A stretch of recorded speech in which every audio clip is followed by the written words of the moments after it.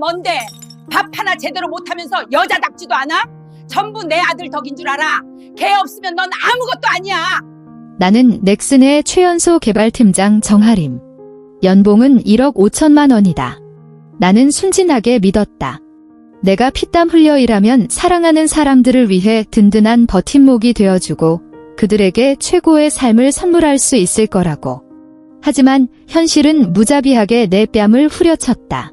나의 높은 연봉, 수많은 밤샘과 위경련을 맞받고 얻은 내 피 같은 돈은 사지 멀쩡한 마마보이 남편 박지훈과 날카롭고 만족이라곤 모르는 시어머니를 살찌우는 사료가 되고 있었다. 매일같이 껍데기만 남은 몸을 이끌고 퇴근하면 나를 반기는 건 따뜻한 포옹이 아니라 식어빠진 그릇들과 소파에 드러누워 핸드폰만 만지작거리는 남편의 뒷모습이었다. 그는 너무나 당연하게 물었다. 여보, 오늘 저녁은 뭐야? 내가 대출받아 산 아파트에 얹혀 살며 매달 댁에서 100만 원의 생활비를 받아가는 시어머니는 마치 감독관처럼 날카로운 눈초리로 내 일거수일투족을 감시했다. 그녀의 입에선 늘 똑같은 레퍼토리가 흘러나왔다. 계집애가 밖에서 아무리 잘나가면 뭐해? 집구석이 이 모양인데. 우리 지훈이가 아주 상전을 하나 데려왔어. 그날 나는 회사에 사활이 걸린 긴급 프로젝트 때문에 꼬박 사흘 밤낮을 회사에서 세우고 단 한숨도 자지 못했다. 유령처럼 너덜너덜해진 몸으로 집에 돌아와 침대에 그대로 쓰러져 죽은 듯 잠들고 싶다는 생각뿐일 때였다. 내가 부엌으로 기어 들어가지 않았다는 이유로 시어머니는 내 발치에 물컵을 거칠게 내동댕이 쳤다. 쨍그랑. 날카로운 파열음과 함께 그녀의 귀를 찢는 고함이 터져나왔다. 내까짓 게 뭔데? 이 집이 너 때문에 굴러가는 줄 알아? 이 돈 다 내 아들이 벌어온 거야. 너같이 뜨신 밥 한 끼 못 해오는 년은 키워서 뭐했어? 나는 반사적으로 남편, 나의 유일한 아군이라 믿었던 박지훈을 쳐다봤다. 그는 게임 화면에서 눈꺼풀만 겨우 들어 올리더니 귀찮다는 듯 한마디 툭 던졌다. 아, 엄마, 좀 그만해. 배달시키면 되잖아. 그 순간 세상이 고요해졌다. 나는 내 앞에 있는 한때 가족이라 믿었던 두 생명체를 바라보았다. 그리고 문득 선명하게 깨달았다. 나는 가정을 부양하고 있던 게 아니었다. 탐욕스러운 흡혈귀 2마리를 정성껏 사육하고 있었던 것이다. 그들이 빨아먹고 있는 건 나의 피, 나의 청춘, 나의 인생이었다. 좋아, 아주 좋아. 그렇게 돈을 좋아하고 내 모든 것을 그렇게 당연하게 누리는 걸 즐긴다면 내가 직접 느끼게 해주지. 현금 인출기에서 더는 돈이 나오지 않을 때 아무것도 남지 않은 그 빈곤의 맛이 얼마나 아름다운지를. 내 이름은 정하림, 35. 매일 아침 5시 30분이면 알람보다 정확하게 생체 시계가 울린다. 이건 자기 관리 같은 게 아니다. 삶에 수없이 얻어맞으며 형성된 일종의 근육 기억이다. 6시 전까지 새 식구의 아침과 아들의 점심 도시락을 만들어야 하고 6시 반에는 늦잠 자는 아들을 깨워 7시 전까지 씻기고 옷 입혀 스쿨버스에 태워야 한다. 그러고 나서야 남은 20분 동안 전쟁처럼 옷을 쑤셔 입고 광화문에 있는 사무실로 뛰쳐나갈 수 있다. 그리고 내 남편 박지훈은 보통 내가 현관문을 닫는 그 순간에야 침대에서 어슬렁거리며 기어나와 내가 차려놓은 아침을 먹는다.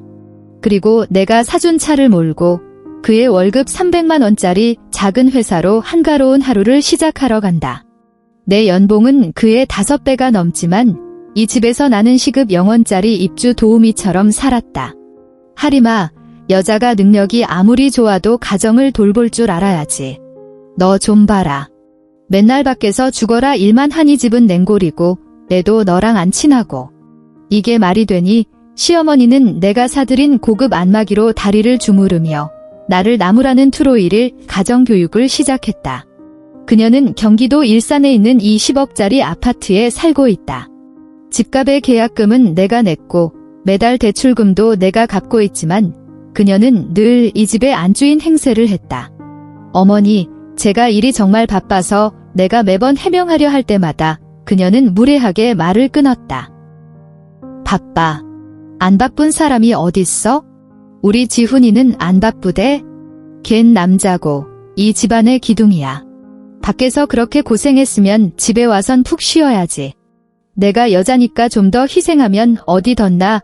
그녀가 말하는 기둥은 바로 지금 이 순간에도 헤드셋을 낀 채 컴퓨터 앞에서 친구들과 게임을 하며 고래고래 소리를 지르고 있었다. 우리의 대화는 안중에도 없었다.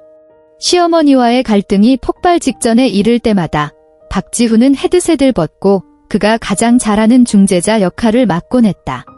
그는 내 어깨를 감싸 안으며 다정한 척하지만 실은 지독한 압박이 느껴지는 목소리로 말했다. 여보, 엄마 늙으셔서 그래? 말씀이 좀 직설적이잖아. 마음에 담아두지 마. 다 우리 잘 되라고 하시는 소리니까 당신이 좀 이해해. 응. 혹은 자기야, 나 봐서라도 좀 참아주면 안 될까? 가함한 사성이잖아. 그를 위해 나는 참았다. 매년 추석과 설날 마치 구시대 노비처럼 나 혼자 부엌에서 10명이 넘는 식구들의 제사 음식을 준비하느라 허리도 펴지 못할 때 거실에서 과일을 먹으며 TV를 보던 시누이와 시동생들이 나를 향해 삿대질을 하는 것도 참았다.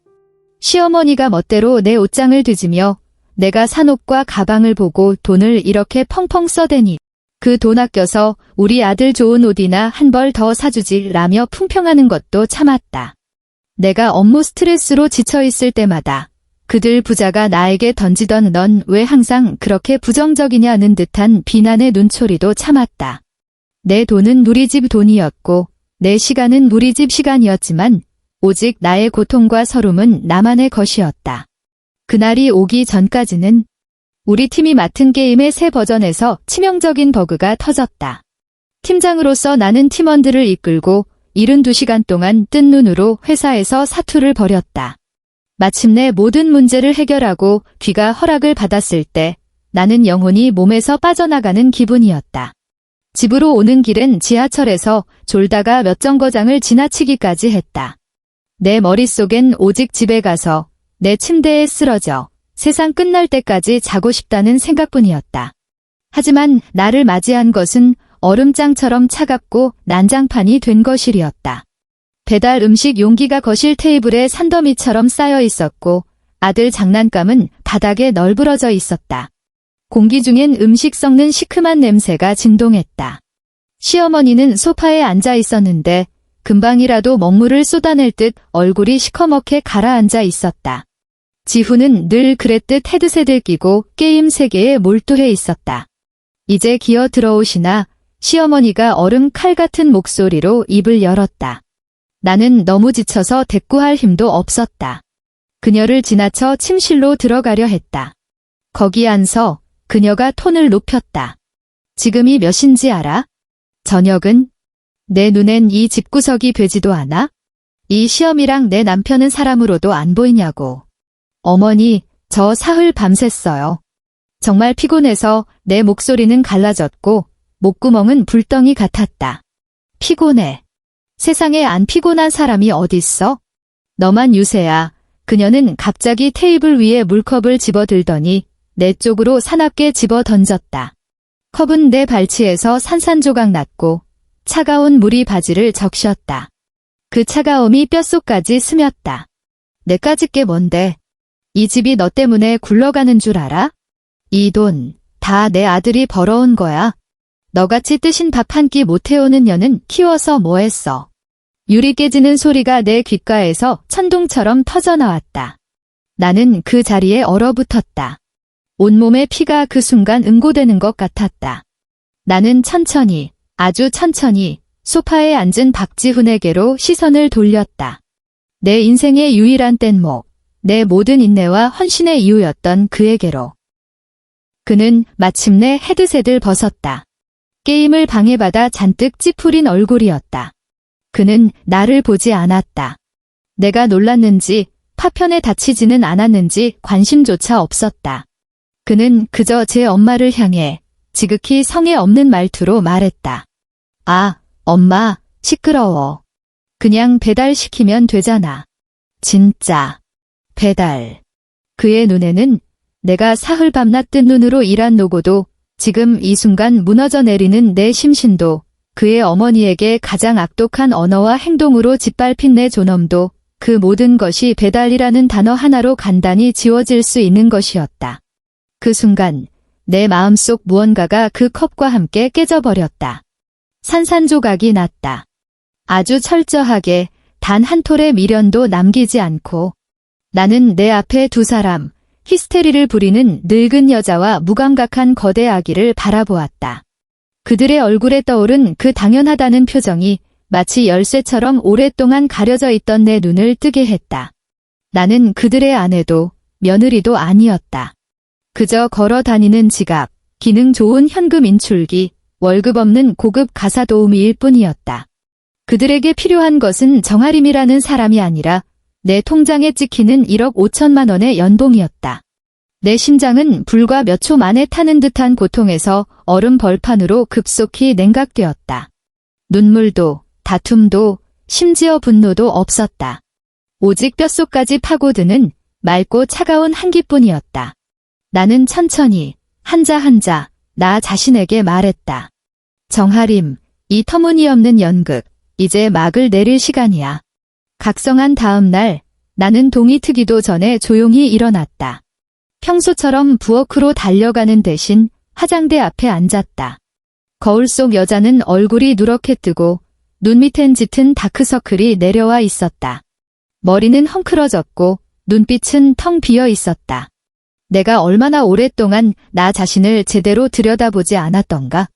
나는 거울 속 나를 향해 우는 것보다 더 보기 흉한 미소를 지어 보였다. 오늘부터 모든 것이 달라질 것이다. 첫 번째 단계, 그들의 돈줄을 끊는 것. 나는 회사로 가지 않고 집에서 가장 먼 국민은행 지점으로 택시를 타고 갔다. 아버지 명의로 새로운 예금 계좌를 개설했다. 절차는 신속했고 새로운 통장을 손에 쥐었을 때 나는 다시 태어날 수 있는 배의 티켓을 얻은 기분이었다. 이어서 회사로 돌아가 급여 계좌 정보를 변경했다. 매달 내 월급이 이 새로운 계좌로 직접 입금되도록. 우리의 공동의 미래를 담고 있던 그 공동명의 계좌에는 오늘부터 단 1원도 들어오지 않을 것이다. 저녁에 집에 돌아오자 박지훈과 시어머니의 표정은 예상대로 굳어 있었다. 집안은 불도 켜지 않은 채 분위기가 무겁게 가라앉아 있었다. 여보, 이번 달 아파트 대출금이 안 빠져나갔다고 은행에서 문자 왔어. 지훈이 먼저 입을 열었다. 말투에 은근한 추궁이 섞여 있었다. 아, 나는 태연하게 가방에서 노트북을 꺼냈다. 요즘 내가 현금이 좀 없어서. 월급이 아직 안 들어왔나 봐. 그게 무슨 소리야. 넌 매달 15일이 월급날이잖아. 시어머니가 즉시 날카롭게 소리쳤다. 나는 그녀를 무시하고 노트북을 열어 조작해둔 회사 메일을 화면에 띄웠다. 회사에서 최근 내부 세무 감사를 진행 중이라 팀장급 이상 전원은 과거 5년간의 개인 및 가족 소비 내역을 제출해야 해 혹시 모를 상황에 대비해서. 지훈 씨, 내 커리어에 문제 생기지 않게 협조 좀 해줘. 당신 신용카드 명세서랑 은행 거래 내역 전부 출력해서 줘 보고서 만들어야 하니까? 아, 맞다. 어머님 생활비 통장 내역도 필요해. 나는 지극히 사무적이고 반박의 여지를 주지 않는 말투로 말했다. 지훈의 얼굴이 순간 굳어지며 눈빛이 흔들렸다. 그렇게까지 자세하게? 그냥 일상적인 지출인데 반드시 자세해야 해. 나는 그의 눈을 똑바로 쳐다보며 말했다. 회사 규정이야. 내 직업이 걸린 문제라고. 당신이 나 때문에 이런 사소한 일로 감사팀에 찍히길 바라진 않지? 그는 더는 반박하지 못하고 마지못해 동의했다. 그 후 며칠 동안 나는 가장 냉철한 탐정처럼 지난 5년간의 모든 은행 거래 내역과 신용카드 명세서를 출력해 서재 바닥 전체에 깔아놓았다. 아이스 아메리카노를 연거푸 마시며 각기 다른 색의 형광펜으로 의심스러운 지출 내역 하나하나를 표시했다. 파헤치지 않았으면 몰랐을 것이다. 파헤치고 나니 진실은 내 상상보다 훨씬 더럽고 추악했다. 나의 월급 300만 원짜리 남편 박지훈은 매달 칼같이 자기 어머니 통장으로 50만 원, 변변한 직업도 없이 빈둥거리는 남동생에게 30만 원을 보내고 있었다. 이 돈은 모두 우리의 공동명의 계좌에서 몰래 빠져나간 것이었다. 그는 내가 번 돈으로 박씨 집안의 장남 노릇을 아주 후하게 하고 있었다. 하지만 그게 끝이 아니었다. 거래 내역서에는 심야 시간에 몇만 원에서 몇십만 원에 이르는 수상한 결제 기록이 대량으로 찍혀 있었다. 수취인은 내가 들어본 적도 없는 해외 결제 플랫폼이었다. 내 직업적 본능이 이것이 절대 정상이 아니라고 경고했다. 게임 회사 개발팀장이라는 직위를 이용해 나는 안면이 있는 기술 보안팀 동료에게 이 결제 흐름의 추적을 부탁했다. 결과는 금방 나왔다. 그 돈은 전부 필리핀에 서버를 둔 온라인 도박 사이트로 흘러 들어가고 있었다. 내 손이 떨리기 시작했다. 한 건 한 건 금액을 더해갈수록 숫자는 눈덩이처럼 불어났다. 최근 3년간 박지훈은 이 도박 사이트에서 거의 1억 원에 가까운 돈을 잃었다. 그리고 명세서의 마지막에는 XX 파이낸스로부터의 거액 입금 기록이 선명하게 찍혀 있었다. 악명 높은 사채업체였다. 그는 돈을 잃었을 뿐만 아니라 나도 모르는 거액의 빚까지 지고 있었던 것이다. 나는 눈을 감고 깊은 숨을 내쉬었다. 그랬구나. 그가 매일 밤 헤드셋을 끼고 컴퓨터 화면을 보며 환호하거나 욕설을 퍼붓던 것은 게임이 아니라 도박이었던 것이다. 내가 힘들게 번 돈이 그렇게 그의 손에서 허공으로 날아가고 있었다. 그리고 나는, 그 어리석었던 나는 그저 그가 철이 없는 줄로만 알았다. 분노가 지나가자 차가운 결심이 섰다. 증거가 아직 부족하다. 그들을 사회적으로 매장시키려면 더 직관적이고 반박 불가능한 물증이 필요했다. 나는 인터넷으로 충전기나 알람 시계로 위장한 초소형 카메라 몇 개를 주문했다. 그들이 주말에 친척 모임에 간 틈을 타 나는 대청소를 핑계로 집에 남았다. 나는 냉정하게 카메라 하나를 소파가 보이는 거실 구석에, 다른 하나는 아들 방 책장에 설치했다. 이 보이지 않는 눈들이 이 집의 가장 진실한 모습을 기록해 줄 것이었다. 다음 날 출근해서 나는 처음으로 사무실에서 핸드폰의 모니터링 앱을 켰다. 화면 속에서 시어머니는 아들과 블록 쌓기 놀이를 하고 있었다. 처음에는 평범해 보였지만 곧 그녀의 목소리가 들려왔다. 그 목소리는 독사처럼 내 귓속을 파고들었다. 민준아, 엄마가 너랑 안 놀아주지? 걔는 일만 알고 돈만 알아. 널 사랑 안 해. 할머니가 우리 민준이 제일 사랑해. 알았지? 내 엄마처럼 독한 여자는 나중에 크면 절대 며느리로 들이면 안 된다. 할머니처럼 밥 잘하고 잘 챙겨주는 여자랑 결혼해야 해. 핸드폰을 쥔 내 손가락이 하얗게 질렸다. 그 직후 내가 키우는 렉돌 고양이 라떼가 시어머니 발치에 다가와 애교스럽게 울었다. 화면 속 시어머니의 얼굴이 순간 일그러지더니 그녀는 발을 들어 가차없이 고양이를 걷어찼다. 입으로는 욕설을 내뱉었다. 저리 꺼져. 짐승아. 내 주인년처럼 재수 없어. 라떼는 비명을 지르며 소파 밑으로 숨었다. 그리고 내 아들은 그 모든 것을 목격하고 겁에 질려 숨소리도 내지 못했다. 나는 앱을 끄고 화장실로 달려가 찬물로 몇 번이고 얼굴을 씻었다. 물소리가 터져나오려는 내 울분을 간신히 덮어주었다. 됐다. 정말로 이제 됐다. 이 영상과 녹음 파일들, 그리고 저 소름 끼치는 은행 거래 내역서. 이것들이 바로 내가 그들 부자에게 선사할 가장 성대한 선물이다. 나는 그들이 직접 만든 이 증거들로 이 썩어 문드러진 결혼 생활에 가장 화려한 장례식을 치러줄 것이다. 내가 변호사를 통해 작성한 이혼 서류를 박지훈 앞에 내밀었을 때 그의 얼굴에 떠오른 놀라움은 곧 비웃음과 무시로 바뀌었다. 이혼. 정하림, 너 미쳤어. 우리 엄마가 너한테 몇 마디 했다고 이래. 그는 철없는 아이를 보듯 나를 쳐다봤다. 너 요즘 일 때문에 스트레스가 너무 심한가 본데? 휴가라도 내고 좀 쉴래? 안 미쳤어. 지금 그 어느 때보다 제정신이야. 나는 차분하게 그를 바라보며 말했다. 도장 찍어. 집은 내 거고 아이 양육권도 내 거야. 당신은 빈손으로 나가. 그의 안색이 마침내 변했다. 옆에 있던 시어머니는 불붙은 폭죽처럼 터져나왔다. 뭐? 이혼. 이 독한 년. 우리 지훈이가 너한테 뭘 잘못했는데? 내가 돈 몇 푼 번다고 유세야? 우리 모자를 길바닥에 내쫓겠다고? 어림없는 소리. 이 집은 내 아들 집이야. 넌 단 한 푼도 못 가져가. 나는 그들의 반응을 예상했다. 아니나 다를까 다음 날 잘 짜인 한 편의 막장극이 내 회사에서 상연되었다. 박지훈과 그의 어머니는 내가 얼굴도 모르는 먼 친척 몇 명을 대동하고 넥슨 사옥 1층 로비로 쳐들어왔다. 시어머니는 바닥에 주저앉아 대성통곡을 시작했다. 허벅지를 치며 오가는 동료들에게 나의 죄상을 울부짖었다. 세상 사람들, 이것 좀 보세요. 이 천하의 몹쓸 며느리가 팀장 달고 돈 좀 번다고 우리 착한 아들을 버린답니다. 우리 모자를 길바닥으로 내쫓으려 해요. 아이고, 내 팔자야. 박지훈은 옆에 서서 눈시울을 붉힌 채 비통하고 억울한 표정을 짓고 있었다. 그가 다니는 회사는 넥슨의 하청업체였다. 그는 이 점을 이용하면 동정심을 최대한 얻어내고 나에게 압력을 가할 수 있다는 것을 잘 알고 있었다. 그는 구경꾼들을 향해 상처받은 목소리로 말했다. 저는 항상 아내의 커리어를 지지했습니다.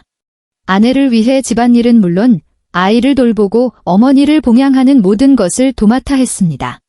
그런데 이제 와서 제가 돈을 못 번다고 저를 버리겠다니 제가 도대체 뭘 잘못했는지 모르겠습니다. 순식간에 회사에는 소문이 파다하게 퍼졌다. 동료들은 나를 탐색하고 경멸하는 눈빛으로 쳐다봤다. 정 팀장, 저런 사람이었어? 안 그래 보이는데 가족한테는 엄청 모질구나. 전형적인 악년애. 돈 못 버는 남편 버리는 거. 나는 여론의 도마 위에 올랐고 직속 상사까지 나를 불러 집안일 잘 처리해서 회사 이미지에 영향이 없도록 해달라고 애둘러 말했다. 매일 사무실에 들어설 때마다 수많은 이상한 눈초리를 견뎌야 했다. 마치 보이지 않는 수천 개의 바늘에 찔리는 기분이었다. 하지만 나는 변명하지도 무너지지도 않았다.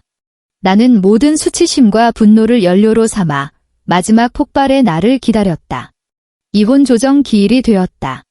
법원의 작은 조정실 안은 무거운 공기가 흘렀다. 지훈과 시어머니는 내 맞은편에 앉아 있었다. 그들의 변호사는 쉴 새 없이 떠들며 그들을 완벽한 피해자로 포장했다. 의뢰인 박지훈 씨는 아내의 성공을 위해 자신의 발전을 희생하고 주된 가정 책임을 부담했습니다. 그러나 정하림 씨는 경제적 지위의 변화를 이유로 일방적으로 이혼을 요구하며 의뢰인의 합법적인 재산권을 박탈하려 하고 있습니다. 이는 심각한 감정적 배신이자 정신적 가해 행위입니다. 상대 변호사는 의기양양하게 말했다. 시어머니는 옆에서 눈물을 훔치며 적절한 타이밍에 거들었다. 효도도 안 했어요. 이 시어미를 아주 종 부리듯 하고 따뜻한 밥 한 끼를 안 해줬다고요. 저런 여자는 벌 받아야 마땅해요. 지훈은 고개를 숙인 채 어깨를 미세하게 떨었다. 마치 엄청난 슬픔을 억누르는 것처럼 보였다. 그들은 내 명의로 된 아파트의 절반, 내 모든 예금과 주식의 분할을 요구했다. 그리고 위자료로 1억 원까지 청구했다. 조정관이 나를 보며 물었다. 정하림 씨, 상대방의 주장에 대해 하실 말씀 있습니까? 나는 내내 무표정했다. 바로 그 순간 나는 천천히 고개를 들어 그들의 탐욕스럽고 위선적인 눈빛을 마주했다. 나는 그들을 보지 않고 조정관을 향해 차분하게 말했다.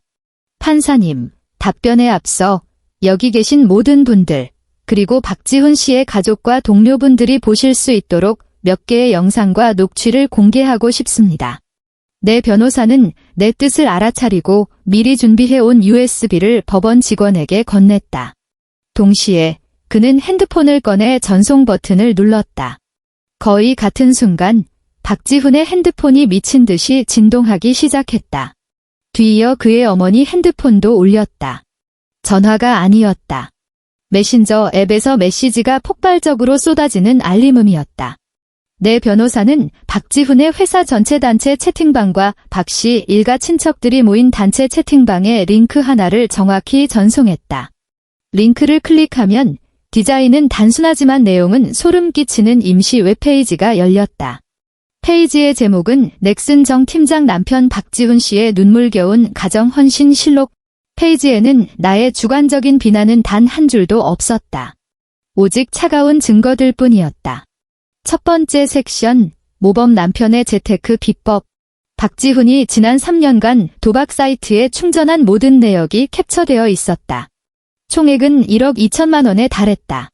그 아래에는 그가 서명한 사채 계약서, 사진이 첨부되어 있었다. 새빨간 지장이 눈을 찔렀다. 두 번째 섹션, 자애로운 시어머니의 몸소 가르침. 편집된 영상과 녹음 파일들이었다. 시어머니가 내 아들에게 전만은 널 사랑 안 해, 돈만 사랑해라고 세뇌하는 음성. 거실에서 나에게 내까짓 게 뭔데? 라고 고함을 지르는 영상. 내 고양이 라떼를 발로 차며 악독하게 저주를 퍼붓는 CCTV 화면까지. 세 번째 섹션, 가계 지출의 진실. 한눈에 들어오는 원형 그래프였다. 지난 5년간 우리 가족의 총지출 중 내가 부담한 부분은 92%였다. 주택담보대출, 자동차 할부금, 아들 교육비, 생활비, 시어머니 용돈까지. 박지훈이 부담한 8%의 대부분은 그의 게임 아이템 구매와 도박에 쓰였다. 조정실은 물을 끼얹은 듯 조용해졌다. 박지훈은 자신의 핸드폰 화면을 뚫어져라 쳐다보고 있었다. 그의 얼굴에서 핏기가 눈에 띄게 사라지더니 불그락푸르락 하다가 새하얗게 질렸다. 손이 떨려 핸드폰을 쥐지도 못했고 이마에서는 굵은 땀방울이 흘러내렸다. 그는 지금 자신의 회사 단톡방이 어떻게 뒤집어졌을지 상상할 수 있었을 것이다. 그를 동정하고 그의 편을 들어주던 동료들이 이제 어떤 눈으로 그를 볼 것인가. 시어머니는 아직 상황 파악을 못하고 소리쳤다. 이게 다 뭐야? 너 또 무슨 수작이야? 옆에 있던 친척에게서 영상 속 인물이 그녀가 맞냐고 경악과 경멸이 섞인 목소리로 전화가 오고 나서야 그녀는 지훈의 핸드폰을 빼앗아 들었다. 자신의 흉측한 얼굴과 악독한 말들이 만천하에 공개된 것을 본 순간 평소 기세등등하던 얼굴이 순식간에 무너져 내렸다. 입은 달걀이라도 들어갈 듯 떡 벌어졌고 한마디도 하지 못했다. 나는 그들을 차갑게 바라보았다. 천국에서 지옥으로 곤두박질치는 그들의 표정을. 이것이 바로 내가 그들을 위해 준비한 공개 처형이었다. 나는 회사에서 그들과 싸우지도 친척들 앞에서 울며 하소연하지도 않았다. 체면과 평판에만 목숨 거는 이런 인간들을 상대하는 가장 좋은 방법은 그들이 가장 자랑스러워하고 중요하게 여기는 바로 그 무대에서 그들의 위선적인 가면을 한꺼풀씩 벗겨내어 모든 지인들 앞에서 치욕의 기둥에 못 박아 버리는 것임을 알았기 때문이다. 이제 나는 이미 넋이 나간 조정관을 향해 말했다. 목소리는 크지 않았지만 한 글자 한 글자가 선명했다. 이 결혼의 귀책 사유가 누구에게 있는지, 그리고 누가 빈손으로 나가야 할지 계속 논의해 볼까요? 법정의 분위기는 이미 이전의 대치 상황에서 일방적인 심판으로 바뀌어 있었다. 박지훈과 그의 어머니는 바람 빠진 풍선처럼 완전히 풀이 죽어 고개조차 들지 못했다. 상대 변호사의 얼굴도 잿빛이 되었다. 그는 변호사 생활을 하면서 이렇게까지 철저하게 준비하고 이렇게까지 날카롭게 반격하는 피해자는 거의 만나보지 못했을 것이다. 쇠처럼 단단한 증거 앞에서 모든 변론은 창백하고 무력했으며 한편의 코미디처럼 들렸다. 판사는 그 자리에서 조정 결과를 선언했지만 그것은 판결문에 더 가까웠다. 박지훈이 혼인 기간 중 부부 공동 재산을 악의적으로 횡령 및 탕진, 도박하고 배우자를 기망하여 거액의 채무, 사채를 형성했으며 가족 구성원에게 장기간 정신적 압박과 정서적 학대를 가하는 등 중대한 귀책 사유가 인정되므로 그가 제기한 모든 재산 분할 요구는 기각되었다. 최종 판결은 다음과 같았다. 첫째, 이혼을 허가한다. 둘째, 혼인 중 구매한 일산 아파트의 소유권은 정아림에게 귀속되며 남은 대출금 역시 정아림이 단독으로 부담한다. 셋째, 박지훈 명의의 채무는 개인의 불법 도박으로 인해 발생한 개인 채무이므로 정아림과는 무관하다. 넷째, 아들 박민준의 양육권은 모친인 정아림이 단독으로 가지며 박지훈은 아이가 성년이 될 때까지 매월 80만 원의 양육비를 지급해야 한다. 간단히 말해, 박지훈은 빈손으로 쫓겨났다. 판결문을 들고 법원을 나왔을 때 햇살이 눈부셨다. 나는 지훈과 시어머니가 분노한 친척들에게 둘러싸여 있는 것을 보았다. 과거 지훈에게 돈을 빌려줬던 시동생이 그의 코앞에 손가락질하며 소리치고 있었다. 형수님 회사 주식 배당금이라며. 그게 어떻게 도박 빚이 돼. 내 돈 당장 갚아. 시어머니가 말리려다 동서에게 거칠게 밀쳐졌다. 어머니, 이제 저희 집에 오지 마세요. 저희는 어머님 못 모셔요. 나는 멈추지 않고 내 차로 향했다. 나는 알았다. 그들의 지옥은 이제 막 시작되었을 뿐이라는 것을. 아니나 다를까 며칠 후 후속 소식이 들려왔다.